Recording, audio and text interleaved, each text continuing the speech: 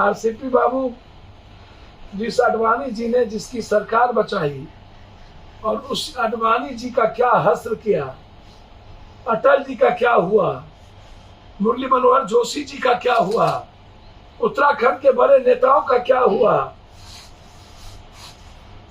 वसुंधरा राजे सिंधिया का क्या हुआ, बाला साहब ठाकरे के परिवार का क्या हुआ, मुफ्ती मोहम्मद सईद थी उसका क्या हुआ, बादल साहब साथ में थे उसका क्या हुआ है? अब देखिए ना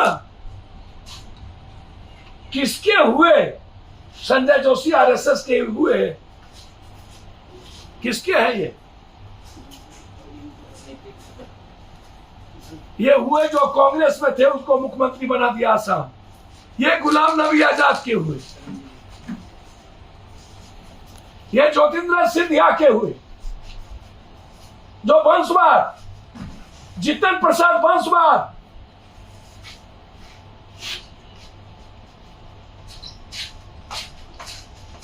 कांग्रेस में ये लोग वंशवाद और परिवारवाद नहीं थे। हमको तो आश्चर्य है भाई, जितना कांग्रेस में वंशवाद और परिवारवाद था सबको मंत्री इन्होंने बनाया।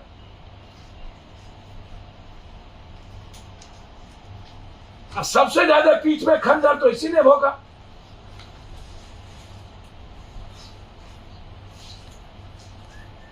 सिर्फ शिवराज चौहान एक पिछड़ा मुख्यमंत्री है बीजेपी में, एक भी दलित आदिवासी मुख्यमंत्री बीजेपी में नहीं है।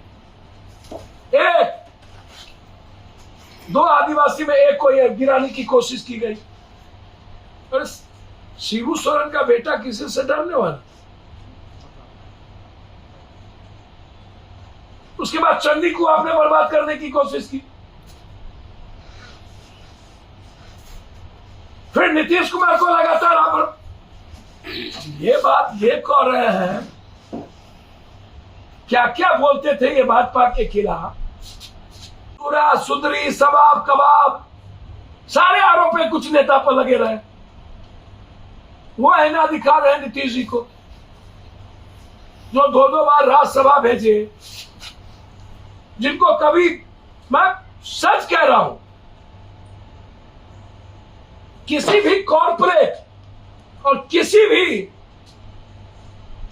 ऐसे व्यक्ति को आप यूज करिए, कॉर्पोरेट का मदद लीजिए देश बनाने में, पढ़े लिखे लोगों का मदद लीजिए देश बनाने में, लेकिन राजनीतिक सत्ता के शीर्ष पर जो राजनीतिक सुचित्रता के साथ गांधी, सुभाष चंद्र बोस, भगत सिंह, जेपी, लोहिया, उनके आदर्शों पर चलने वाले लड़ने वाले लोगों को बनाई। सबसे बड़ी गलती जीवन में नीतीश कुमार जी ने की तो आरसीपी सिंह को बना की, और दूसरा जीवन में नीतीश कुमार जी ने सबसे बड़ी भूल की तो दोबारा बीजेपी के साथ जाके, ये दो भूल है उनसे, और उसका प्रायश्चित उन्हीं को करना, वो हम नहीं कहेंगे। और वो निकले अब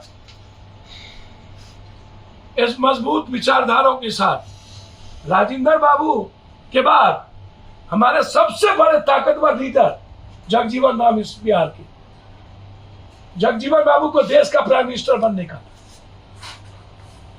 कोई भूल हुई? जगजीवन बाबू से शक्तिशाली लीडर कौन हुआ इस बिहार में और देश में? मेरा बिहार तो तब भी पीएम के मात्र 1 भी इंच नीचे रह गया। मेरा बिहार ललित नारायण मिश्रा जी के समय में भी 1 इंच नीचे रह गया। जगजीवन बाबू के बाद ललित नारायण मिश्रा जी जिस ताकत के साथ बिहार का प्रतिनिधित्व किया, मुझे लगता है कि उसके बाद या तो थोड़ा मोरा रामविलास जी, फिर लालू जी, और अब नीतीश जी ने यह संकल्प लिया। यह सबके लिए एक गौरवशाली विषय है भाई। बिहार को एक संकल्प के साथ हमें, और मैं बार बार कह रहा हूं कि भाई थर्ड फ्रंट नाम की कोई चीज, या तो कोई पार्टी यदि सड़कों पर है और संगठन है तो अकेले लड़े। थर्ड फ्रंट के लोगों के बीच एक गलत अवधारणा बने इसीलिए वक्त आ गया है 2024। अब कौन किसको तोड़ेगा? तो जब ईडी सीबीआई और 5 सालों में अमित शाह जी पूरे एमएलए एमपी मंत्री संतरी का फाइल बना लिए हैं और सबका टेप कर चुके हैं, इंटायर ईडी सीबीआई सबका, 5 साल में कोई काम हुआ है कंट्री में? सारे नेताओं का फाइल बन गया, एक ही काम, पूरे 5 साल सारे नेताओं का, जो लोग कुकर में, पैसे में, सूरा सुंदरी में इन्वॉल्व थे, सबकी फाइल बन गई। और अब सब डरे सहमे पड़े और उसी का फायदा आज बीजेपी उठाती है। इसीलिए जनाब, ये बिहार है। कुछ लोग गलतफहमी के शिकार, और हम आग्रह करेंगे, ये जितना बजबैका लोग हैं ना, इन लोगों की जांच, पता नहीं नीतीश जी का स्वभाव नहीं है बदला लेने की या सही काम कर, बदला तो ये है नहीं, जो लूटा है उस पर इंक्वायरी होना चाहिए। ये बात मैं बार बार कह रहा हूं, यदि किसी में हिम्मत हो, पर्सनल एज ए, जो आज लंबा लंबा बात कर रहे थे, तो नीतीश जी के पर्सनल ईमानदारी के कैरेक्टर पर तुम कुछ बोल सकते हो? और तुम जब इतने दिनों से साथ थे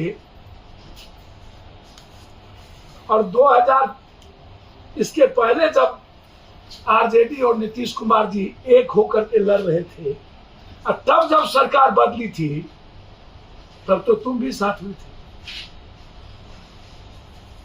तब तेरे पेट में दर्द क्यों नहीं हुई? तब तेरे को मिर्गी क्यों नहीं चढ़ी थी?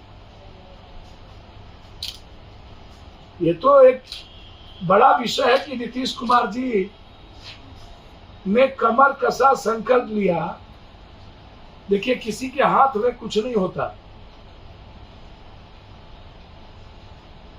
कि प्रधानमंत्री बनना जरूरी नहीं है, इस देश को बचाना जरूरी। और ये बात सच है कि आप कांग्रेस और वामपंथी पार्टी के बगैर विपक्षी एकता का कोई औचित्य और मतलब नहीं है, और थर्ड फ्रंट का भी कोई मतलब नहीं है।